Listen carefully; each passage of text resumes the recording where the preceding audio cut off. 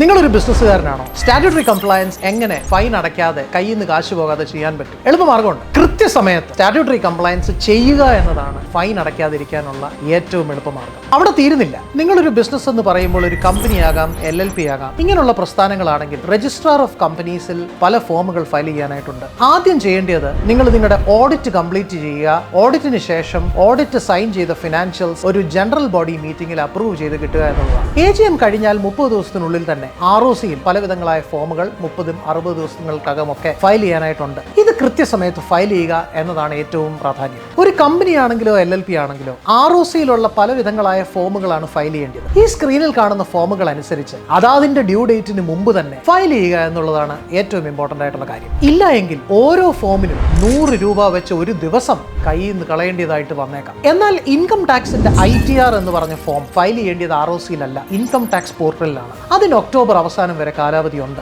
എന്നാൽ അതിന് നഷ്ടമാകുന്നത് പൈസ മാത്രമല്ല, അതിലുപരിയായിട്ട് ഇക്കൊല്ലം നമ്മൾ ക്യാരി ഫോർവേഡ് ചെയ്യുന്ന എന്തെങ്കിലും നഷ്ടങ്ങളുണ്ടെങ്കിൽ അത് നമുക്ക് മുന്നോട്ട് ഉപയോഗിക്കാൻ പറ്റില്ല.